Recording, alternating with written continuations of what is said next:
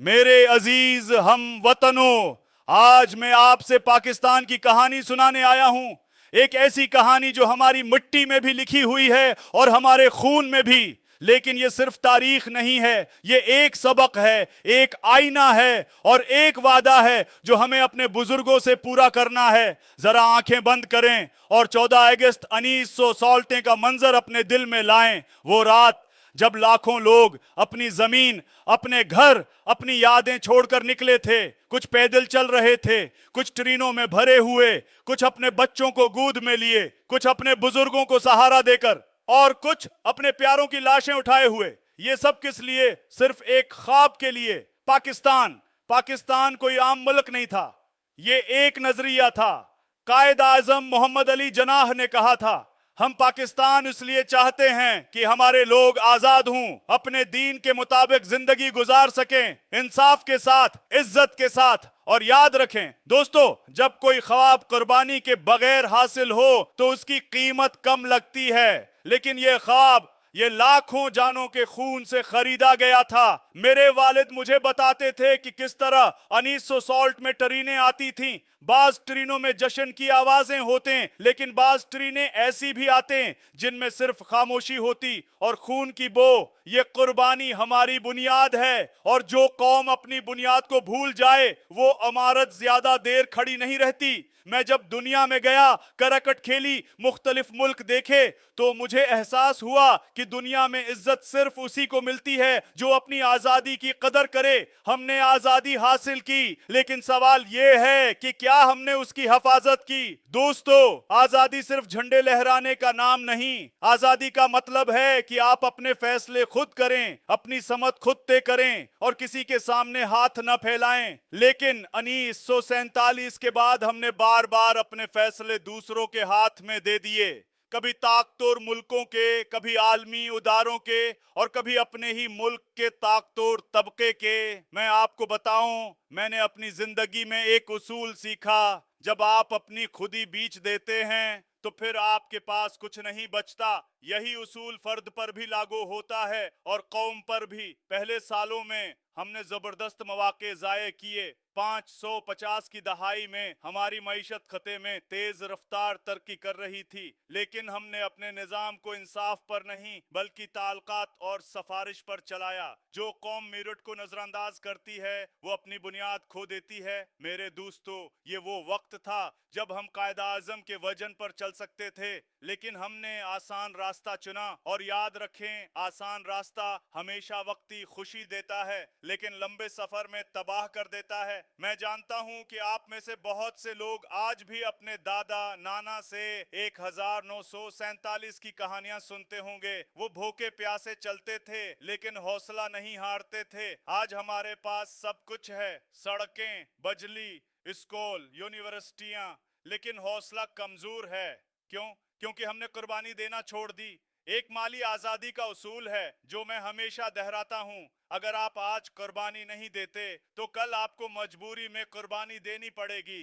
कौमों पर भी यही उसूल लागू होता है। अगर हमने 1900 के बाद मेहनत की होती, उदारे मजबूत किए होते और खुद इंहिसारी अपनाई होती, तो आज हमें किसी से कर्ज न मांगना पड़ता। मैं जब शौकत खानम अस्पताल बनाने निकला तो लोग कहते थे, नामकन है पाकिस्तान में कैंसर अस्पताल जहां गरीब का इलाज मुफ्त हो। लेकिन मैंने कहा, नामकिन सिर्फ उसके लिए है जो हार मान ले। और मैंने लोगों को याद दिलाया कि ये वही कौम है जिसने अपनी आजादी के लिए सब कुछ कुर्बान कर दिया था। पाकिस्तान की पहली नस्ल ने हमें आजादी दी, दूसरी नस्ल ने मुल्क चलाने की कोशिश की, लेकिन तीसरे और चौथे दौर में हमने अपनी समत खो दी। हमने आसान पैसा, आसान फैसले और शॉर्टकट्स अपनाए और आज नतीजा ये है कि हम कर्ज में डूबे हुए हैं, नौजवान बेरोजगार हैं और लोग मायूसी में मुब्तला हैं। लेकिन दोस्तों, कहानी यहाँ खत्म नहीं होती। मैं आपको मायूस करने नहीं आया, मैं आपको जगाने आया हूँ, क्योंकि ये मुल्क अभी भी वही है जो 1947 में था। उसकी मुट्ठी में वही खुशबू है, उसके लोगों में वही जज्बा है। बस जरूरत है उस जज्बे को दोबारा जगाने की। याद रखें, जब तक आप हार नहीं मानते आपको कोई नहीं हरा सकता।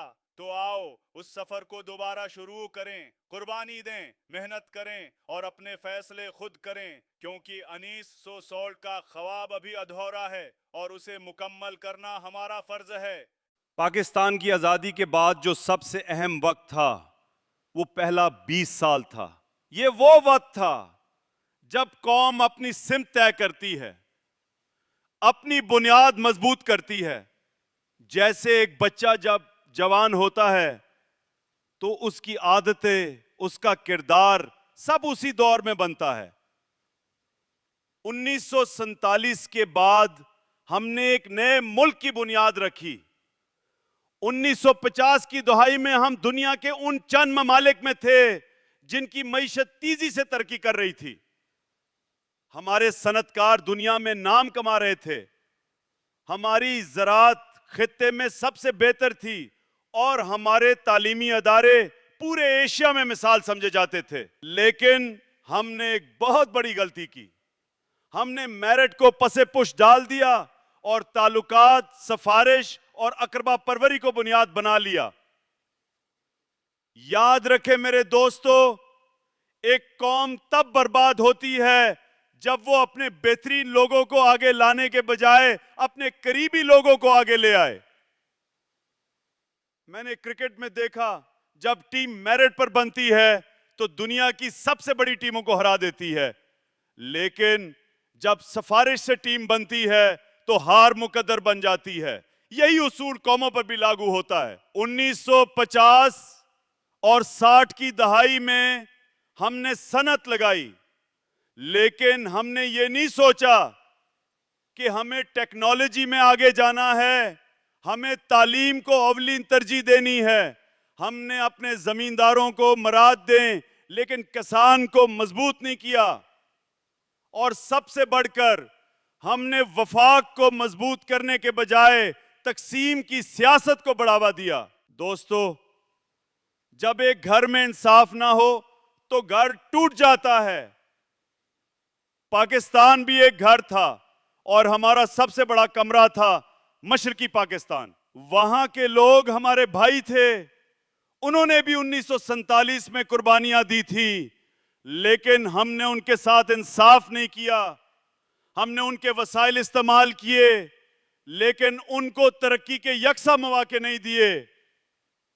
मैं आपको एक असूल बताऊं जो जिंदगी और सियासत दोनों में सच है। इंसाफ कमजोर को ताकत देता है और नाइंसाफी ताकतवर को कमजोर बना देती है। मेरे पाकिस्तानियों, हमने 1971 का सानिया देखा। हमने एक हिस्सा अपने जिस्म से कटता देखा। ये वो वक्त था जब हमें अपनी समत दुरुस्त करनी चाहिए थी, अपने इदारे मजबूत करने चाहिए थे और ये अहद करना चाहिए था कि हम दोबारा कभी अपने फैसले दूसरों के हाथ में नहीं देंगे। लेकिन हमने वही गलती दोबारा दोहराई। 1980 की दहाई में एक और तूफान आया, सोवियत यूनियन की जंग। अफगानिस्तान में रूस आया और दुनिया के बड़े ताकतवर मुल्कों ने पाकिस्तान को कहा, ये तुम्हारी जंग है, ये तुम्हारी जिम्मेदारी है। हमने सोचे समझे बगैर इस जंग में कूदने का फैसला कर लिया। याद रखें दोस्तों, जब आप किसी और की जंग लड़ते हैं तो जीत भी उसकी होती है और नुकसान भी आपका होता है।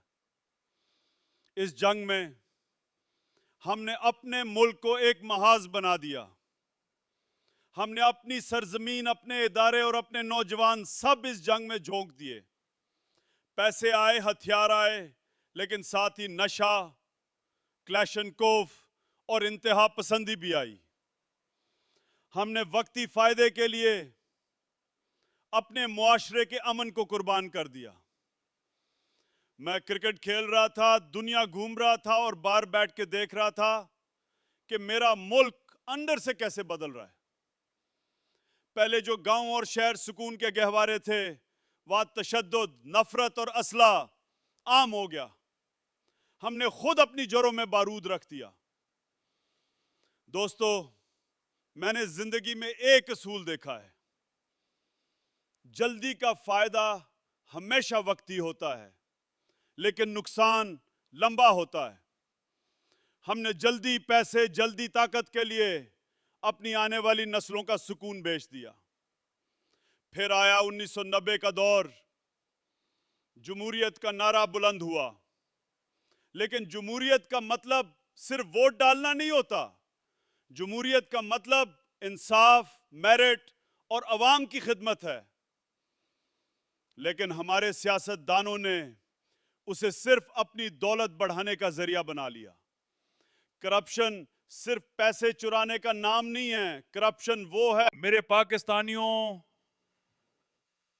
2000 का आगाज एक नए दौर के साथ हुआ। दुनिया तेजी से बदल रही थी, टेक्नोलॉजी आ रही थी, मईशतें आपस में जुड़ रही थी और कौमें आगे निकल रही थी। लेकिन हमारा पाकिस्तान, हम एक बार फिर दूसरों के फैसलों पे चल रहे थे।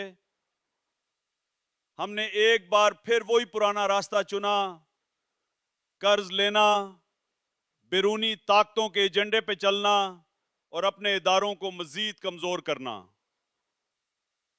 2001 में दुनिया में एक बड़ा वाकया हुआ, 9/11। अमेरिका ने एक नई जंग शुरू की और एक बार फिर कहा गया, पाकिस्तान ये तुम्हारी जंग है। हमने सोचे समझे बगैर हां कर दी। दोस्तों, याद रखें, जब आप खौफ में फैसला करते हैं तो वो फैसला हमेशा आपको कमजोर करता है। हमने डॉलर्स के लालच और दबाव में अपनी खुद मुख्तारी बेच दी। हमने अपनी सरजमीन पे ड्रोन हमले बर्दाश्त किए, अपने शहरियों को बगैर मुकदमे के हवाला किया और अपनी सिक्योरिटी पॉलिसी दूसरों के हाथ में दे दी। हां, पैसा आया, लेकिन साथ ही दहशत गर्दी भी आई, लाशें भी आई और खौफ भी आया।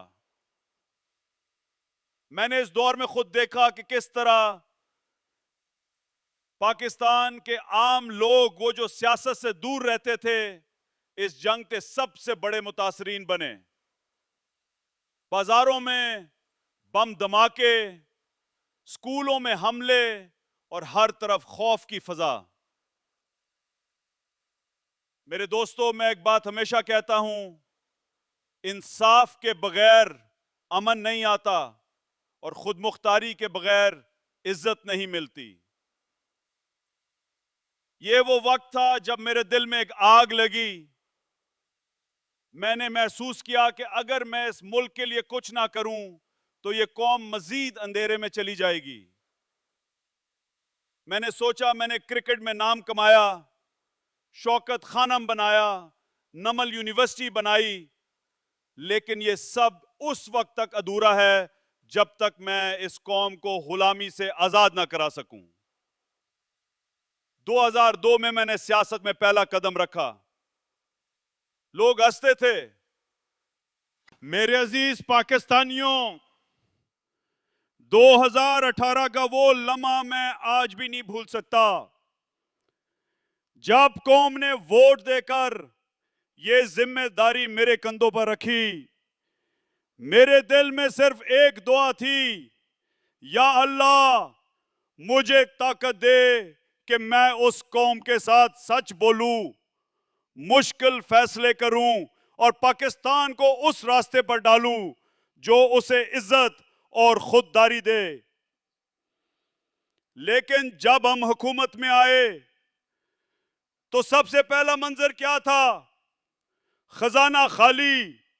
ऐसा नहीं कि कम पैसे थे, बिल्कुल खाली। उधर मुल्क के कर्जों का पहाड़, उधर सूद की किस्तें सर पर, और तीसरी तरफ अवाम जो पहले ही महंगाई और बेरोजगारी में फंसी हुई थी। दोस्तों, ये वो वक्त था जब आसान रास्ता ये था कि हम भी पुराने हुक्मरानों की तरह झूठ बोलते, कहते सब ठीक है, फिक्र ना करें, या फिर एक और कर्ज लेकर वक्ती रिलीफ देते और सबको खुश रखते। लेकिन मैं जानता था ये झूठ वक्ती सुकून देगा, लंबे वक्त में तबाही लाएगा। याद रखें, लीडर वो है जो वो फैसला करे जो कौम के लिए बेहतर हो, चाहे वो फैसला मकबूल ना हो। हमने मुश्किल रास्ता चुना। हमने कौम को बताया कि हालात बुरे हैं और अगर हमने कमर कैस ली तो हम बाहर निकाल सकते हैं। हमने खर्चे कम किए, दरामदात कम की, बरामदात बढ़ाने पर जोर दिया और सबसे बढ़कर हमने मुल्क को कर्ज की गुलामी से निकालने का प्लान बनाया। माली आजादी का असूल नंबर 1 यह है, पहले अपने खर्चे काबू में लाओ, फिर अपनी आमदनी बढ़ाओ। हमने यही किया। वजीर आजम हाउस के अखराजात कम किए, वज़रा के अल्लों तल्लों पर कट लगाया और सरकारी फजूल खर्ची पर पाबंदी लगाई। लेकिन दोस्तों, ये सब आसान नहीं था, क्योंकि जैसे ही हमने ताकतवर माफियाज को हाथ लगाया, चाहे वो शुगर माफिया हो, जमीनों पर कब्जा माफिया या टैक्स चोर, उन्होंने पूरी ताकत से हमें घेरने की कोशिश की। मीडिया पर झूठ, सोशल मीडिया पर प्रोपेगेंडा और इदारों में रुकावटें। मैंने अपनी टीम का, मेरे प्यारे पाकिस्तानियों, 2023 का आगाज एक ऐसे दौर के साथ हुआ जब साजिशें कामयाब हो चुकी थी, हुकूमत हमसे छीन ली गई थी और वही पुराने चेहरे दोबारा कुर्सियों पर बैठ गए थे, जिन्होंने दहाइयों तक उस मुल्क को लौटा था। ये वो वक्त था जब ताकतवर माफिया और आलमी ताकतें समझ रही थी कि इमरान खान और उसका ख्वाब खत्म हो गया, लेकिन उन्होंने एक बात भूल गए, ख्वाब बंदूक से नहीं मरता, ख्वाब तब मरता है जब कौम उसको भूल जाए। और ये कौम, मेरे नौजवान, मेरी माएं बहनें, मेरे बुजुर्ग, उन्होंने मेरा ख्वाब नहीं छोड़ा। मैंने हर जगह कहा, ये जंग मेरी कुर्सी की नहीं, ये जंग उस सोच की है जो कहती है कि पाकिस्तान कभी आजाद नहीं हो सकता। ये जंग उस निजाम के खिलाफ है जो ताकतवर को कानून से ऊपर रखता है और कमजोर को इंसाफ के लिए तरसाता है। दोस्तों, 2023 में हमने देखा कि अवाम के सब्र का पैमाना लबरेज हो चुका था। हर शहर, हर गांव में लोग निकल आए, ना उनके हाथ में कोई हथियार, ना कोई तशद्दुद, सिर्फ एक आवाज, हमें इंसाफ चाहिए, हमें आजादी चाहिए। मैंने अपनी कौम से कहा, याद रखो, आजादी मांगने से नहीं मिलती, आजादी कुर्बानी देने से मिलती है। ये वो वक्त था जब हर पाकिस्तानी ने अपने हिस्से का किरदार अदा करना शुरू किया।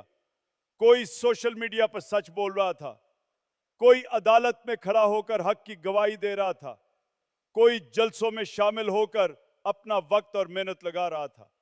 हाँ, ये रास्ता आसान नहीं था। गिरफ्तारियां हुई, तशद्दुद हुआ, झूठे केस बने और किरदार कशी की गई।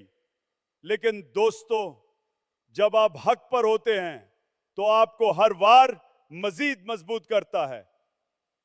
2024 वो साल था जब ये तहरीक पूरी तरह अवाम के दिलों में उतर गई। अब ये सिर्फ इमरान खान की तहरीक नहीं थी, ये हर पाकिस्तानी का जाती मिशन बन गई थी। एक किसान कहता, मैं अपनी फसल बेचकर अपने हिस्से का चंदा